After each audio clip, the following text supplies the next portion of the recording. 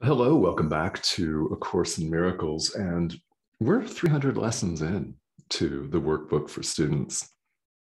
So fantastic job. Yeah, really, truly great work here in dedication and willingness, which we'll talk about here a little bit later on today. It's really important to have the gumption, the stick-to-itiveness, right?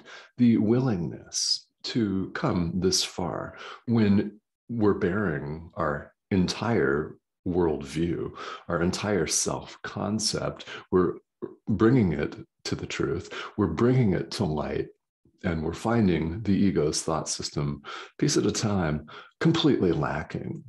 In fact, completely non-existent. And well, it can produce some challenging moments. Can't it?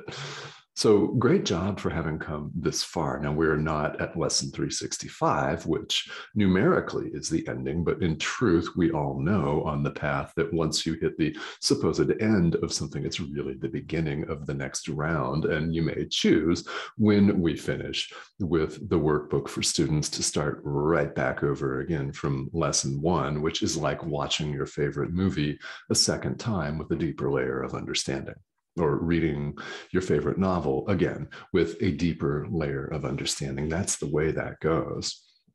But for right now, well done. Yeah. We're on review number 9 here in part 2 of the workbook. So following the pattern that we've been following here, where there are 10 lessons followed by an overarching question. Right. And we've looked at several of these questions here already. And this one, review 9, is what is the second coming? So let's address that today. What is the second coming? Great question. Isn't it? It's one of those, if you were raised in a Judeo-Christian tradition, and a number of you were, how many, I don't know, because this is universal and applies to no matter what your tradition or traditions are, or were, or have been. If you were raised in the Judeo-Christian tradition, likely you will have heard of the second coming of Christ. So, whatever your experience has been, you may know from some of these past videos that I was raised in a rather fundamentalist Baptist church, Christian tradition, right? Pretty strict, pretty strict. There are stricter practical interpretations of the Bible, but a pretty strict and constrained, i.e., limited view. This is simply my own experience. And I was that kid from about age 10 to 14, 15, who asked the adults tough questions in Sunday school because, well, I wanted to know the answers. I've always been interested in spirituality more than anything else, which is why I'm teaching this material. So I asked questions. I mean, I invite you to ask the same questions. I asked them, and I never got what I considered to be a satisfactory, cogent, even sometimes intelligent response out of some of the adults. I couldn't help but emerge from some of those sessions wondering when these folks' last original thought was. Decades ago. There didn't appear to be much consideration, and just rote acceptance of something that didn't feel right to me. And here's what didn't feel right: the presentation of the second coming as it was fed to me. And I neither chewed nor swallowed, by the way. So there was no gavage, if you know what that is. If not, you can look it up. It's pretty graphic. There was none of that. I rejected it, in other words. But the notion that I was presented is that Jesus is going to come along and, in an event known as the rapture of the saints, pluck all the good people, the believers, so to speak, the people who performed the ritual of baptism in a particular building at a particular time, relative to all the other buildings that are wrong and don't count, right? If you performed this specific ritual in a specific building at a specific time with specific people, all of those limitations, right? Specific limitation. Yeah.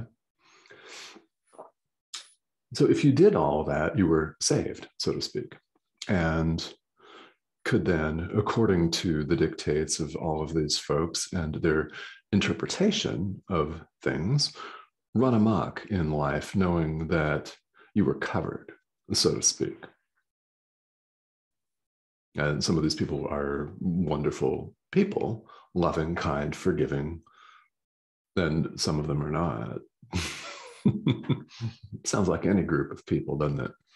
So I was force-fed, along with everyone else, the notion that in this event called the rapture of the saints, all of the so-called believers are going to be whisked away, magically whisked away off to a place called heaven, a place that's different than earth. Yeah. And in eternal paradise and bliss, while the rest of us were to suffer the tribulations of hell, right? So a select few were going to get plucked.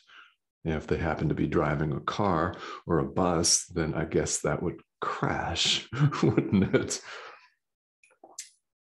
What I wondered about the most was what I always wondered about is why the exclusivity?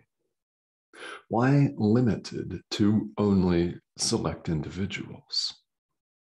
It's the ego at play, isn't it?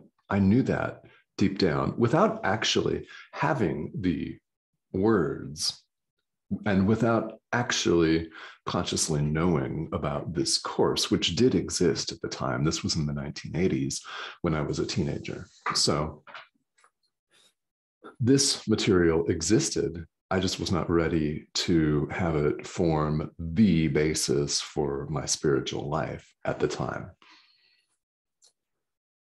So I was presented with the image of the second coming as exclusive, as limited to a few people. I mean, really, in the overall scheme of things, there are 8.5 billion of us roaming around, more or less, right now on this planet, in this frame that we label human. It's a label, isn't it? It's a term. A so-called species is a term. And I just didn't accept the exclusive nature of that presentation. So, of course, what happened is after a few questions to the adults spaced out over time because no one could satisfactorily answer them, after some hems and haws and, well, that's not for you to know kind of responses. Of course it is for us to know. It's for you to know. Hello. I mean, really, right? You know, love and forgive all of those folks, which I do. But that was not a satisfactory response to me. Here's what A Course in Miracles has to say about this. The second coming is simply the correction of mistakes, which is what all of spiritual practice, in fact, is. It's the undoing of the ego by our forgiveness, by our extension of love, by our identification with love and only love, by acceptance and recognition of our essential oneness as the Son of God, the thought of God, in other words, the Christ. Christ does not simply refer to the historical Jesus. The author of A Course in Miracles does not simply refer to him. It refers also to you and to me and to every other living thing. It's 100% completely inclusive. The second coming is simply a term. It's a simple idea that represents the correction of error, the correction of our mistakes, which is what forgiveness is. This is why we practice it, the way it's presented here in A Course in Miracles. It's all inclusive, it's total, and it applies to everyone. Why? We're realizing our essential oneness. So this realization is known as the second coming. So it's not something to be feared. In other words, it's not something to be feared because your bus driver is not going to magically just disappear in body, speech, mind, soul, ascend to heaven while you careen off the rails into a ditch. And that's not what's going down. And if you never believed that interpretation of things, so be it. I never did. I never did. And if you do, and you're thinking I'm just completely full of shit, so be it. It's all right. As I've said in many of these videos, I invite you to question everything I'm saying. Please. Yes. Any spiritual teacher you encounter, spy on them, question things. Does it resonate with you? Does their behavior indicate that they're putting these teachings into practice in life? They don't have to be perfect, but are they applying this? Spy on them, ask questions of the material. Be skeptical. It's essential that you do. I welcome that, really. While you're at it, question everything. Question the foundations of everything that you now believe. Do that. And don't be afraid, right? If you are, that's all right.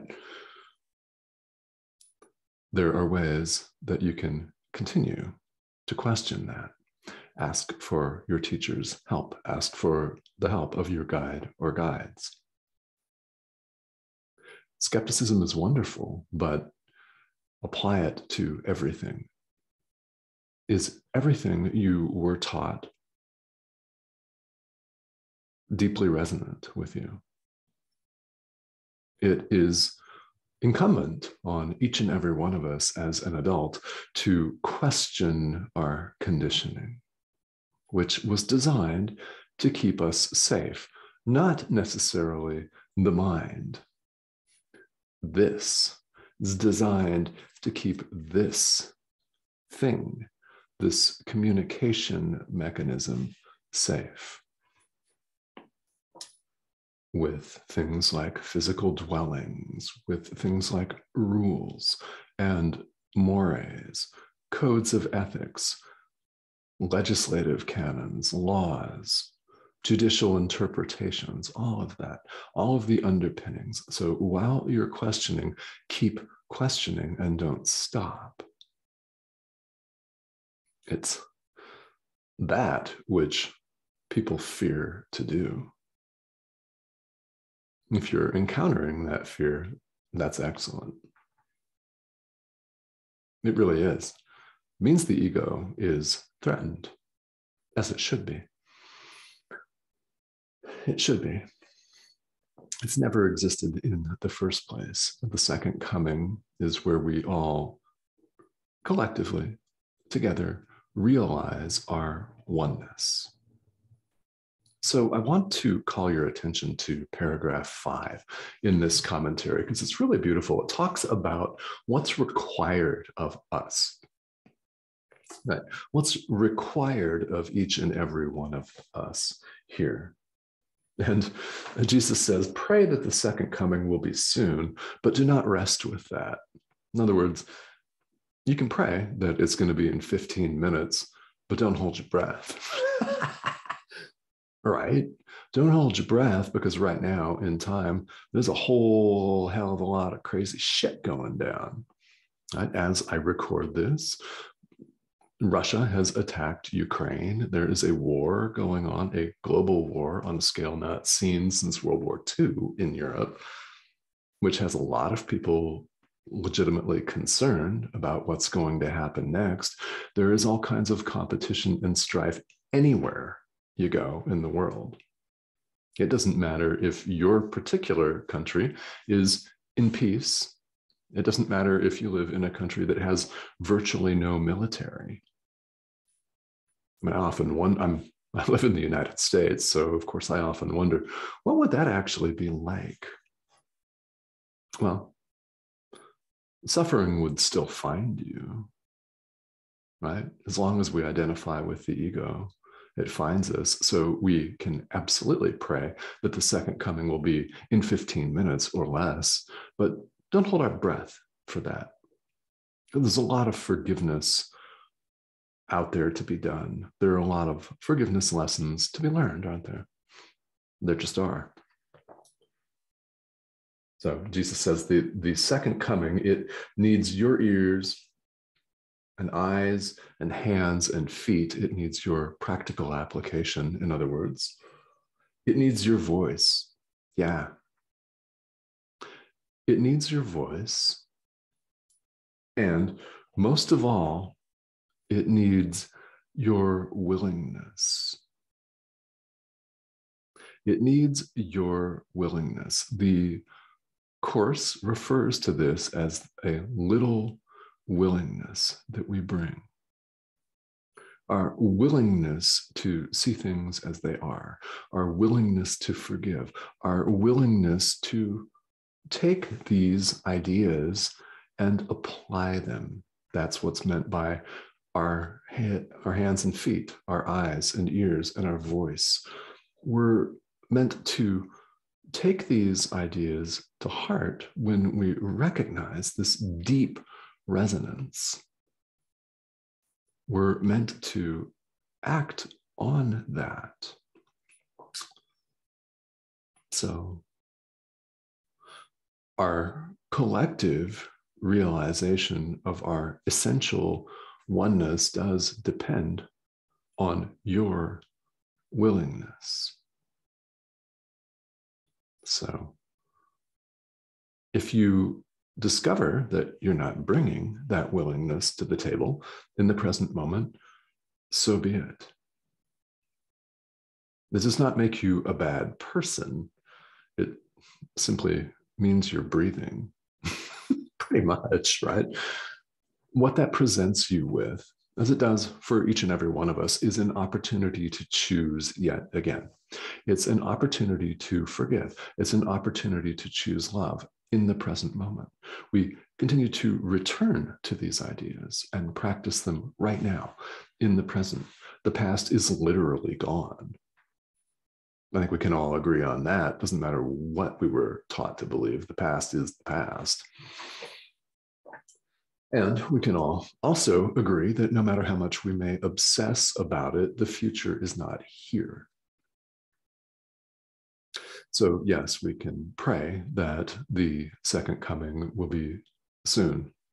But what's required is your willingness right now. This is why I always say that the most important offering in terms of spirituality that you can ever give is your own practice. It is far more important than tithing and donations and money. It's far more important even than acts of service to a teacher. If you have a human teacher and you're performing some acts of service to him or her, that's highly valuable. But your own practice is even more valuable still. Remember that there are people out there in the world that will respond best to you, to your message, not mine. It's the same message, but here in the world, it matters sometimes who's delivering it, doesn't it? You may resonate deeply with me and not with someone else. And by the same operating principle, someone else's message may reach you, and you may never watch another one of these videos again. And that's all right. As long as you bring this little willingness. This is why I thank you above all else for your practice. Yeah. Because it's really important. How you practice, what you do, matters. How can we say this? Well, we're all one, and we're realizing that essential oneness. So what one person does affects the whole. Which, of course, one person makes war on their neighbor, it affects the whole clearly, obviously, right? The same principle applies. If one person forgives, it affects the whole. If one person extends love, it affects the whole. Why? There is no separation. No separation of any kind. Never has been, and we're awakening to that. All right. So happy practicing to you. And as always, I thank you for your little willingness to take these ideas to heart, even if it's just for a few seconds today, and to question the foundations of everything that you now believe. Yeah. Do that. The outcome is certain. And it's really happy. It's a happy outcome indeed. All right, guys. We'll see you next time.